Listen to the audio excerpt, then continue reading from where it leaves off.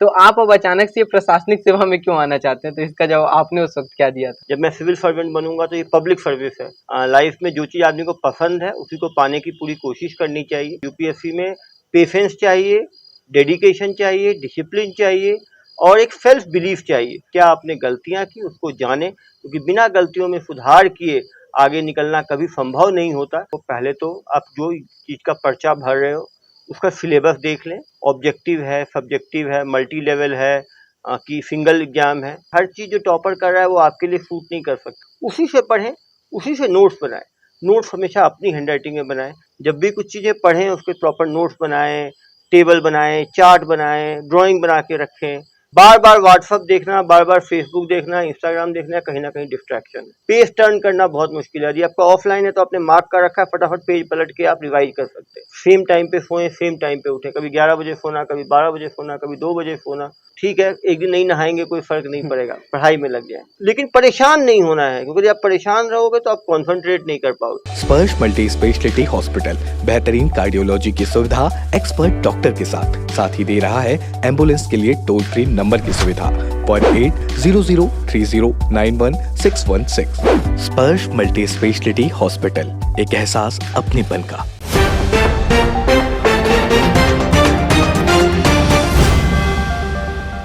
नमस्कार दर्शकों, मैं हूं प्रशांत कुशवाहा और आप देखना शुरू कर चुके हैं तीरंदाज। आज देश में यूपीएससी का रिजल्ट आया। जिन भी विद्यार्थियों को उसमें सिलेक्शन हुआ है उनको पहले तो तीरंदाज की ओर से बहुत बहुत बधाई, और जिन विद्यार्थियों का किसी कारणवश नहीं हो पाया हम उनसे यही कहेंगे कि वो आगे और मेहनत करें। लेकिन इस विषय पर चर्चा करने के लिए, साथ ही जिन विद्यार्थियों को और भी कॉम्पिटिटिव एग्जाम की जो तैयारी कर रहे हैं, छत्तीसगढ़ में हम अभी हैं और यहाँ पे लगातार वैकेंसी निकल रही हैं, तो जो विद्यार्थियों को किस प्रकार से तैयारी करना चाहिए और क्या क्या उनको छोड़ना चाहिए, किन किन चीज़ों में रुचि लेना चाहिए, इसके लिए आज हम चर्चा कर रहे हैं। हमारे साथ मौजूद हैं दुर्ग SP doctor Abhishek Pallav sir. मैं बता दूं सर, एसपी बनने से पहले पहली बात तो सर का यूपीएससी जो फर्स्ट अटेम्प्ट में क्लियर हुआ, इसके पहले सर साइकेट्रिस्ट भी रह चुके और लंबे समय तक उसमें काम किए हैं। तो इंटरव्यू देने के दौरान लोगों की पर्सनैलिटी क्या होती है, लोग क्या सोचते हैं इंटरव्यू लेने वाले, आज हम इस पर भी सर से पूछेंगे कि बच्चों को क्या सोच करके कैसी प्रिपरेशन के साथ जाना चाहिए। सर आपका सबसे पहले तीरंदाज में बहुत बहुत स्वागत है। धन्यवाद। सर सबसे पहले तो आज हम छत्तीसगढ़ में हैं, लेकिन उससे पहले यूपीएससी का रिजल्ट आया है देश भर में, तो आप जिन विद्यार्थियों का सिलेक्शन हुआ उनको और जिनका किसी कारणवश नहीं हो पाया उनको क्या कहना चाहते हैं? जिन बच्चों का सिलेक्शन हुआ है यूपीएससी के रिजल्ट में, उन सभी को मैं शुभकामनाएं दूंगा। यूपीएससी के रिजल्ट के बाद सर्विसेज एलोकेट होते हैं। काफ़ी लोग अच्छे अपने चॉइस सर्विसेज के लिए दोबारा एग्ज़ाम देते हैं। जो बच्चा दोबारा एग्ज़ाम देना चाहते हैं उनको ही मैं शुभकामनाएं दूंगा। लाइफ में जो चीज़ आदमी को पसंद है उसी को पाने की पूरी कोशिश करनी चाहिए। एक बार वो चीज़ मिल जाए तो उसको पूरी शिद्दत से काम करना चाहिए। तो जो लोग जिस सर्विस में खुश हैं उनको वही मिल रहा है तो कैरी ऑन करें। जिनको इम्प्रूव करना चाहता है, उसको लगता है कि वो दूसरी सर्विस उससे ज़्यादा अच्छी है, दोबारा तैयारी करें। वे बच्चे जिनका सिलेक्शन ही नहीं हुआ उन्हें घबराने की आवश्यकता नहीं है। उन्हें एक फीडबैक लेना चाहिए, क्यों वो छूट गए, क्या कमियां रह गई। आप देख सकते हैं जिनकी फर्स्ट, सेकंड, थर्ड रैंक आई है वो भी ज़्यादातर तीसरे, चौथे अटेम्प्ट में सिलेक्ट हुए हैं। इवन टॉपर्स को समय लग सकता है। यूपीएससी में पेशेंस चाहिए, डेडिकेशन चाहिए, डिसिप्लिन चाहिए और एक सेल्फ बिलीफ चाहिए। कभी भी वही व्यक्ति छूटता है जो खुद हिम्मत हार जाता है। जो खुद हारता है वही पीछे छूटता है। तो कृपया हतोत्साहित ना हो, पूरी मेहनत से लग जाए। कोई भी ऐसा कदम ना उठाएं जो आपके और आपके परिवार वालों को दुख पहुंचाए। अपने मेंटल स्ट्रेंथ को बनाकर रखें। आसपास के लोग यदि कोई निगेटिव क्रिटिसिज्म कर रहे हैं उससे ना घबराएं, अपने ऊपर भरोसा रखें। लेकिन जरूरी है कि क्या आपने गलतियां की उसको जानें, क्योंकि बिना गलतियों में सुधार किए आगे निकलना कभी संभव नहीं होता। निश्चित रूप से क्रिटिकली इवैल्यूएट करें। सर छत्तीसगढ़ में लगातार वैकेंसियां निकल रही हैं, क्योंकि कुछ समय से रिजर्वेशन वाले मामले के चलते अटकी हुई थी, वो भर्तियां भी अब एक साथ निकल रही हैं। तो बच्चे जो उन कॉम्पिटिटिव एग्जाम की तैयारियां कर रहे हैं उनको किन किन बातों का ध्यान रखना है? कॉम्पिटिटिव एग्जाम्स की तैयारी करने वाले बच्चों को पहले तो आप जो चीज़ का पर्चा भर रहे हो उसका सिलेबस देख लें, उसके पुराने क्वेश्चन पेपर देख लें ट्रेंड के लिए। ऑब्जेक्टिव है, सब्जेक्टिव है, मल्टी लेवल है कि सिंगल एग्जाम है, उसको देखें। जो बच्चे सेलेक्ट हो चुके हैं पहले उनसे कुछ लोगों से बात करें। जो उस एग्ज़ाम के एक्सपर्ट्स हैं उनसे पर्सनल टाइम लेके उनसे बात करें, वो आपको कुछ स्पेशल टिप्स दे सकते हैं। आप अपने आप को इंडिविजुअल बना के तैयारी करें। हर चीज़ जो टॉपर कर रहा है वो आपके लिए सूट नहीं कर सकता। यदि आपको रात में पढ़ना अच्छा लगता है आप रात में पढ़ें, आपको दिन में पढ़ना अच्छा लगता है दिन में पढ़ें। आप देखें कौन सा आपको नोट्स से पढ़ना अच्छा लगता है तो अच्छे नोट्स जमा करें। हमेशा पॉसिबल हो तो एक किताब फिक्स किताब रखें एक टॉपिक के लिए, उसी से पढ़ें, उसी से नोट्स बनाएं। नोट्स हमेशा अपनी हैंडराइटिंग में बनाएं, क्योंकि अपनी नोट्स पढ़ना बहुत फास्ट होता है। यदि किसी दूसरे का नोट्स आप पढ़ रहे हैं तो आपकी रीडिंग स्पीड जो है कम हो जाती है। यदि आप सब्जेक्टिव एग्जाम का तैयारी कर रहे हैं तो आपकी राइटिंग स्पीड बढ़ाएं, राइटिंग की क्वालिटी अच्छी रखें। और यदि एमसीक्यू एग्जाम्स कर रहे हैं तो एमसीक्यूज की प्रैक्टिस करें। किसी भी एग्जाम के लिए मॉक टेस्ट बहुत ज़रूरी होता है। आप जब सेम टाइम 3 घंटे का बैठ के मॉक टेस्ट देते हैं, सेम टाइम पे देते हैं जिसमें एग्जाम देना है, तो एक रियल टाइम सिचुएशन आती है। कभी भी मॉक टेस्ट से ना भागें, फीडबैक से ना भागें। जरूर अपने आप को डेली लेवल पे क्रिटिकली इवैल्यूएट करें।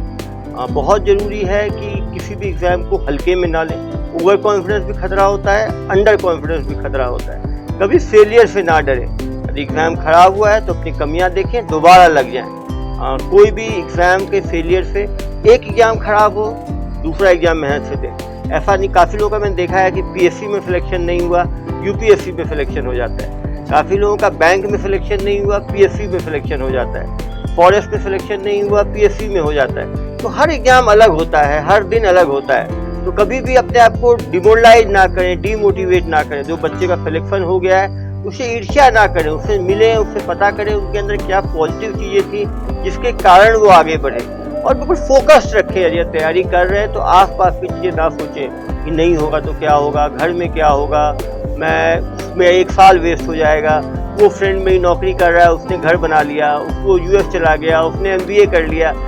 जब आप तैयारी कर रहे हो तो ये आपने एक डिसीजन लिया है, पूरे शिद्दत से करें। लाइफ में हर चीज़ हर को पसंद नहीं आती। जिसको गवर्नमेंट जॉब पसंद है वो गवर्नमेंट जॉब की तैयारी करे, जिसको प्राइवेट जॉब पसंद है प्राइवेट जॉब की तैयारी करे, जिसको एंटरप्रेन्योरशिप पसंद है वो एंटरप्रेन्योरशिप करे, जिसको एज ए प्रोफेशनल काम करना अच्छा लगता है वो एज ए प्रोफेशनल काम करे।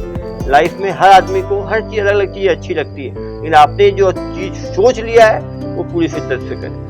सर आप अभी बताएं कि जैसे जो टॉपर्स होते हैं उनके पढ़ने का समय अलग हो सकता है, जो और लोग हैं उनके पढ़ने का समय अलग हो सकता है। तो एक जो तैयारी करने वाले बच्चे के मन में एक कंफ्यूजन होता है, वो सोचते हैं कि एक्चुअल हमको कितने घंटे पढ़ना चाहिए, उनकी टाइम टेबल क्या होनी चाहिए अगर वो मैंने देखा है कि कम से कम किसी भी एग्जाम में सेलेक्ट होने के लिए 6 से 8 घंटे डेली तो पढ़ना चाहिए मेरे हिसाब। कुछ लोगों को मैंने देखा है 10-12 घंटे भी पढ़ते हैं। यदि आप घंटों से अच्छा है कि आप टॉपिक का अपना सिलेबस लीजिए, सिलेबस को स्प्लिट कीजिए। कोई तैयारी 1 साल की टाइमलाइन में कोई तैयारी की जाती है तो उसको आप 8 से 10 महीने सिलेबस, 6 से 8 महीने सिलेबस ख़त्म करने के लिए रखिए। फिर 2 महीने में एक सेकेंड रिवीजन, उसके बाद फिर 1 महीने में एक और रिवीजन। तो इस तरह से हम 9 महीने के टाइम टेबल को 6 महीने में सिलेबस कंप्लीट करना, 2 महीने में एक रिवीजन, फिर 1 महीने में सेकेंड रिवीजन। तो 6 महीने में आप सिलेबस कैसे कंप्लीट कर सकते हैं। कुछ लोगों को मैंने देखा है उनकी ग्रास्पिंग पावर अच्छी होती है, वो 1 घंटे पढ़ के ही ग्रास्प कर लेते हैं। कुछ लोगों को 2 घंटे लगते हैं। तो आपको देखना है कि आप टॉपिक को समझ कब गए। बहुत ज़रूरी है कि आप क्वांटिटी ना देखें, क्वालिटी टाइम देखें कि आप उस टाइम कॉन्सनट्रेट करें। बहुत ज़रूरी है। मैंने देखा है बच्चे कुछ इमोशनल चीज़ देख के फिर पढ़ाई शुरू करते हैं, दिमाग में वही चीज़ घूमता रहता है। अभी आप आईपीएल देख रहे हैं, बीच में आपने आधा घंटा आईपीएल देखा फिर पढ़ने बैठ गए, तो आपके दिमाग में घूमता रहेगा कि वो टोटल स्कोर कितना बना होगा, उसने चेंज कितना किया होगा। या तो आप पूरे 2 घंटे आईपीएल देख लीजिए, उसके बाद आराम से पढ़िए, या आईपीएल को साइड में रख के केवल पढ़ाई कीजिए। ये मिक्स एंड मैच जो है वो किसी भी तैयारी में बहुत घातक होता है, क्योंकि जब भी हम करें उसी चीज़ पे फोकस करें।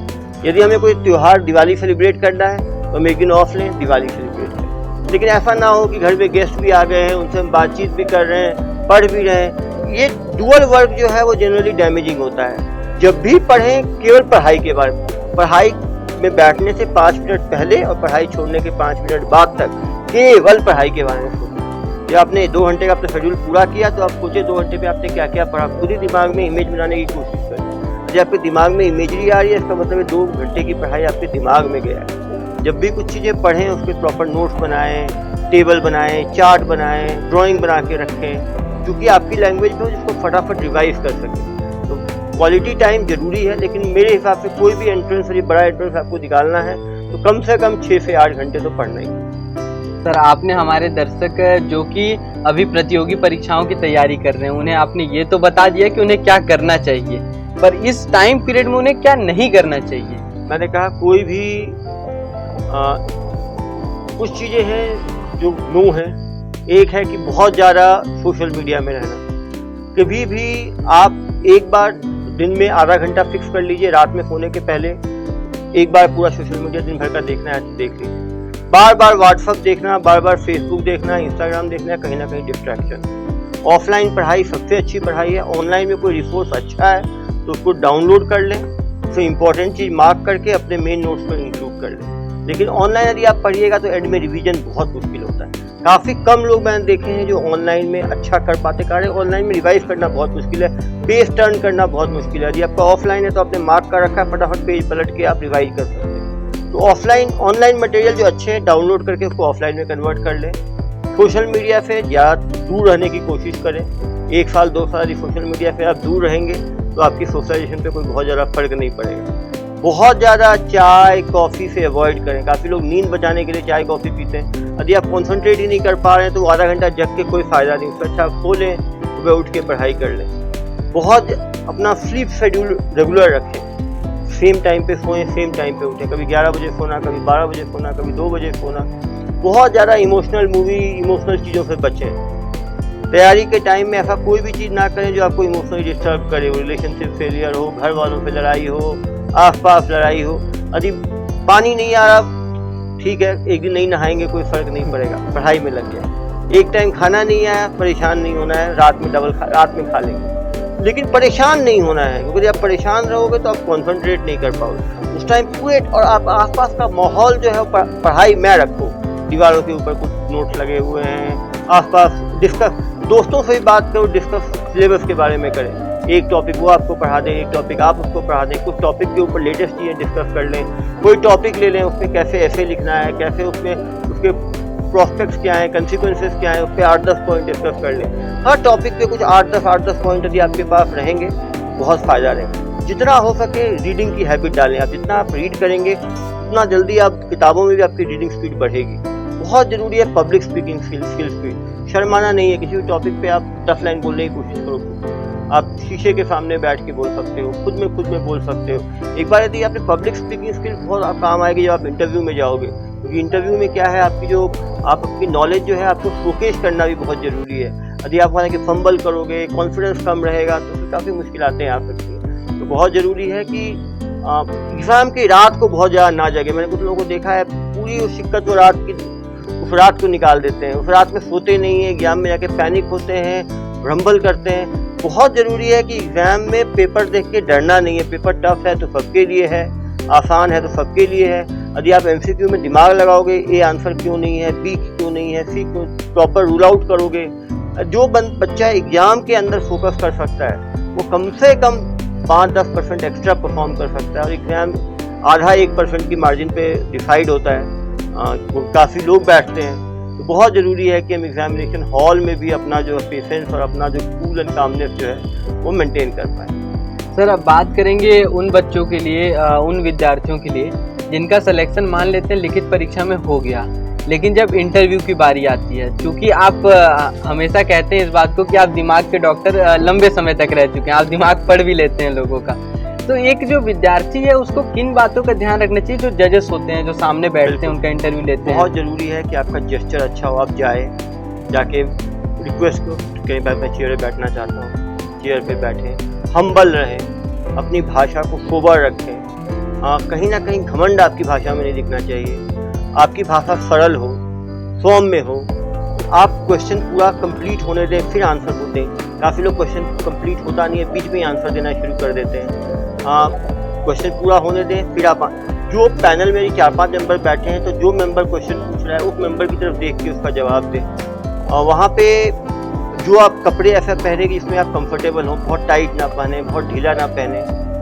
बहुत ज़्यादा जो है वहाँ पे आपको जो आपकी नेचुरल पर्सनैलिटी है, वो पर्सनैलिटी टेस्ट है, वो पर्सनैलिटी की टेस्ट है, वो आपकी नॉलेज की टेस्ट नहीं। नॉलेज तो सब्जेक्टिव एग्जाम में, मेंस एग्जाम में, प्रिलिमिनरी एग्जाम में पहले ही चेक किया जा चुका है। बहुत ज़रूरी है जो कंटेम्प्रेरी चीज़ें दुनिया भर में हो रही हैं उसके बारे में हमें जानकारी हो, वो चीज़ हम बोल पाएँ वहाँ पे। वहाँ पे जब सिचुएशन बेस्ड क्वेश्चन पूछते हैं तो क्वेश्चन पूरा समझें और फिर उसका जवाब दें। जो सही चीज़ है वो बोले। यदि हम बहुत आर्टिफिशियल बोलने की कोशिश करते हैं, नेचुरल सेंस नहीं रखते हैं, तो वो भी इंटरव्यू में अच्छा नहीं दिखता। बहुत ज़रूरी है कि हम स्टीरियोटाइप ना, प्रेजुडिस ना रखें। जो सोसाइटी के डिसएडवांटेज सेक्शन हैं, कास्ट, विमेन, रिलीजन, उसके बारे में हम कोई भी चीज़ गड़बड़ ना बोलें। हमारे जो देश की कॉन्स्टिट्यूशन में जो मूलभूत चीज़ें हैं, सेकुलरिज्म, डेमोक्रेसी, इक्वालिटी, हम उसको हमारी भाषा, हमारी इंटरव्यू में वो चीज़ झलके कि हम जो कॉन्स्टिट्यूशन के जो बेसिक टीनेंट्स हैं उसको हम दिल से फॉलो करते हैं। वहाँ पे कोई भी ऐसी चीज़ ना आए जो कि दिखाए कि हम रिलीजन में भरोसा रखते हैं, रिलीजन में भरोसा रखते हैं, रिलीजन में दूसरे रिलीजन की तरफ गलत व्यवहार रखते हैं, हम किसी लिंग को कमज़ोर समझते हैं। तो ये चीज़ें बहुत, क्योंकि कोई भी बोर्ड ये जानने की कोशिश करता है कि आपका थॉट प्रोसेस क्या है, आपकी थिंकिंग कैसी है, आपकी मोरालिटी कैसी है, आपकी मोरालिटी, आपकी फाइनेंशियल मोरालिटी हो, आपकी एथिकल मोरालिटी हो, सब चीज़ें काम आती हैं। हमें कोई भी ऐसा उत्तर नहीं देना चाहिए जो कहीं ना कहीं हमें भ्रष्टाचार से लदा हुआ दिखाए। बहुत ज़रूरी है कि जब सिचुएशन बेस्ड क्वेश्चन पूछे जाएं तो हम ऐसे आंसर दें जो कि मॉरली भी करेक्ट हो, एथिकली भी करेक्ट हो और हमारे जो कॉन्स्टिट्यूशन के जो बेसिक टेनेंट्स हैं उसके डायरेक्शन में जा रहा हो। कभी कोई क्वेश्चन ना आता हो इंटरव्यू में, आप बोल सकते हैं मैम इसका मुझे उत्तर नहीं पता।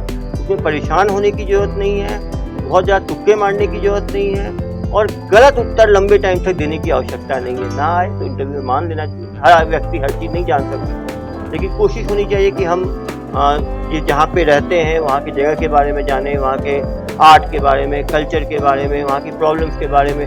जैसे हम यूपीएससी में जा रहे हैं, छत्तीसगढ़ से रिलेटेड प्रॉब्लम हमें पता होना चाहिए। हम छत्तीसगढ़ पीएससी में जा रहे हैं और हम यदि जांजगीर के रहने वाले हैं, जांजगीर की चीज़ें पता होनी चाहिए। वहाँ का लोकल आर्ट क्या है, लोकल कल्चर क्या है, लोकल प्रॉब्लम्स क्या है, इंडस्ट्रीज़ क्या है, वहाँ के एग्रीकल्चर में कौन से क्रॉप्स होते हैं, वहाँ पर नदियाँ कौन सी बहती हैं। इससे यदि हम अपनी जगह की चीज़ें भी ना जानें तो कहीं ना कहीं थोड़ा निगेटिवली रिफ्लेक्ट करता है कि आपको लोकल चीज़ों के बारे में नहीं अंडरस्टैंडिंग आपकी नहीं है। हम जहाँ पढ़े हैं, जहाँ बड़े हुए हैं, जहाँ घूमे हैं, हॉबीज इंपॉर्टेंट पार्ट होता है। कोई भी इंटरव्यू में हॉबीज़ के बारे में पूछते हैं। हॉबीज वही लिखें जो आपका सचमुच हॉबी है, जिसको आप करते हैं। अन्यथा यदि आप मन ग्रंथ हॉबी किताब पढ़ के लिखते हैं तो कहीं ना कहीं इंटरव्यू बोर्ड को 10 साल का एक्सपीरियंस होता है इंटरव्यू लेने का, वो पकड़ लेते हैं। और कहीं भी यदि ये बात समझ में आती है कि बंदा जो है झूठ बोल रहा है, वो डिसऑनेस्ट है रिप्लाईज में, तो उसका बहुत ही निगेटिव इम्पैक्ट पड़ता है इंटरव्यू में। लेकिन बहुत क्लियर है कि आप इस नौकरी में क्यों आना चाहते हैं।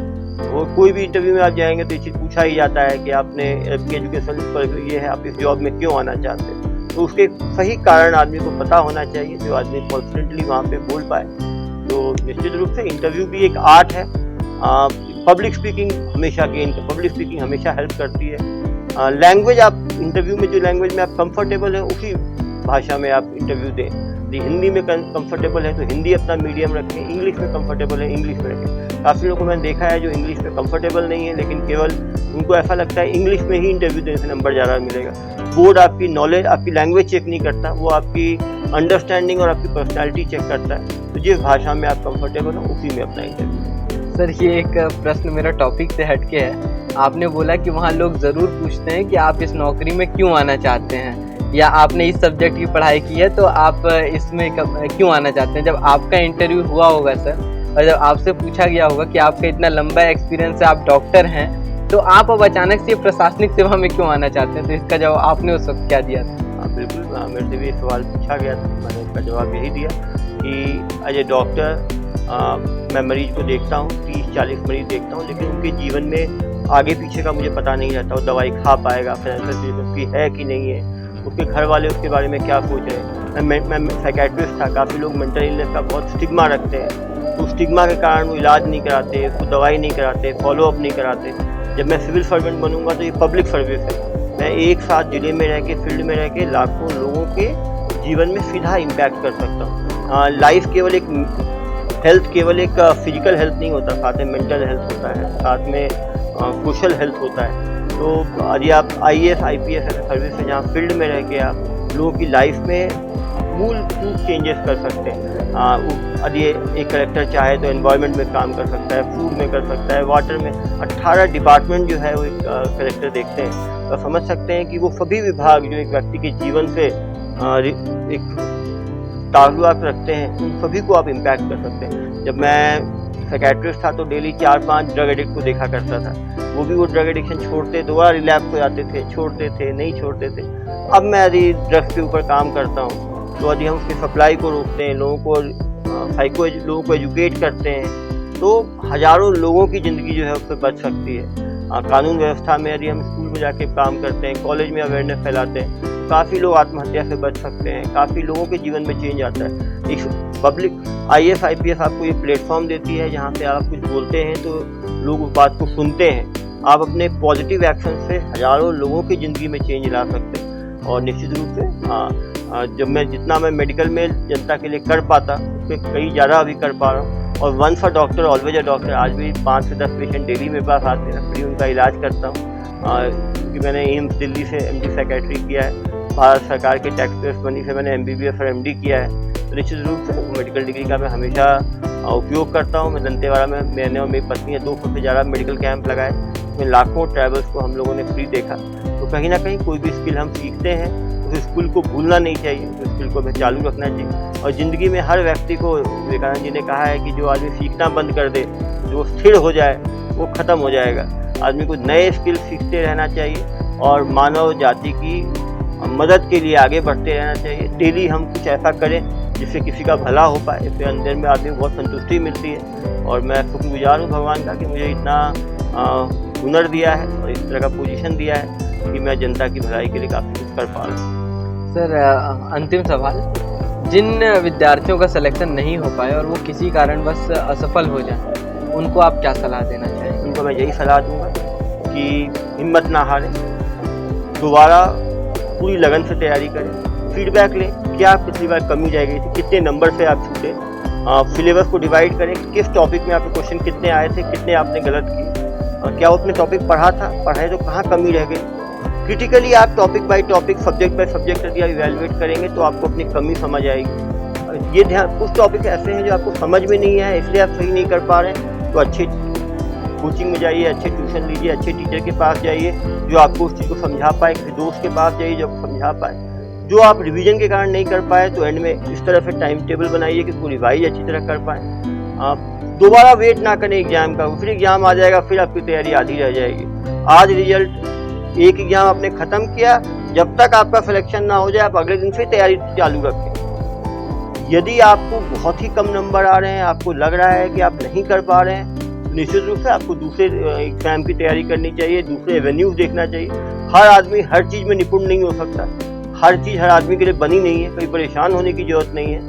मेरे साथ काफ़ी सिविल सर्विस की तैयारी करने वाले स्टूडेंट थे जिन्होंने सिविल काफ़ी मेहनत की, सिलेक्शन नहीं हुआ, वो आज बहुत अच्छे एंटरप्रेन्योर हैं, बहुत अच्छे प्रोफेशनल्स हैं, काफ़ी कॉलेज में प्रोफेसर्स हैं, वो काफ़ी बड़े रिसर्चर्स हैं। लाइफ कभी किसी एंट्रेंस से रुकती नहीं है, किसी एंट्रेंस में असफलता का मतलब ये नहीं कि व्यक्ति खराब है, कहीं ना कहीं उसका तरीका गलत था, या उस तरीका को सुधारिए या ज़िंदगी में दूसरे आयाम ढूंढिए। लेकिन कभी भी किसी भी हाल में निराश मत होइए और निराश होकर गलत कदम नहीं उठाइए। आपके घर में कोई आपका इंतजार कर रहा है, परिवार आपका इंतजार कर रहा है, कोई भी ऐसी कदम ना उठाएं जो आपको और आपके घर वालों को दुख दे। घर वालों के लिए आप बहुत कीमती हैं, आप एग्ज़ाम में हो या ना हो, आप उनके लिए उतने ही कीमती रहेंगे। तो हो सकता है कभी हमारी टीम इंडिया क्रिकेट में हारती है तो हम एज ए फैंस उस पर कभी फैंस प्लेयर्स को गालियां दे देते हैं, क्रिकेट टीम को दे देते हैं, वो हमारा प्यार होता है। घर वालों का प्यार समझें, उनकी बातों में जब उनके जो निराशा में जो कुछ बोल देते हैं आपको, तो उनको प्यार समझें, उनसे बुरा मत माने और किसी भी हाल में निगेटिव कोई भी ख्याल अपने दिमाग में ना लाएं और कोई भी आत्महत्या जैसे गलत कदम किसी भी हाल में ना उठाएं। तो जैसा कि आज आपने जाना कि यदि आप प्रतियोगी परीक्षा की तैयारी कर रहे हैं तो आपको किन किन बातों का ध्यान रखना चाहिए, आपकी दिनचर्या कैसी होनी चाहिए, यदि आपका सिलेक्शन हो गया तो इंटरव्यू में आपकी पर्सनैलिटी कैसी होनी चाहिए, और यदि किसी कारणवश आप असफल भी हो जाते हैं तो आपको क्या करना चाहिए और फिर से कैसे मन लगा करके उस एग्ज़ाम की तैयारी करनी चाहिए। ऐसे ही और भी वीडियोस के लिए आप जुड़े रहिए हमारे चैनल तीरंदाज से। हमारे चैनल को सब्सक्राइब कीजिए और नोटिफिकेशन आइकन को क्लिक कीजिए ताकि आगे आने वाली हमारी वीडियोस आप तक सबसे पहले पहुंच सके। सुधीर एक्सरे एंड डायग्नोस्टिक, तकनीक नई, भरोसा पुराना। Advance MRI, multi slice CT scan, digital x-ray, 5D and 4D colour ultra sonography. Sudhir x-ray and diagnostic.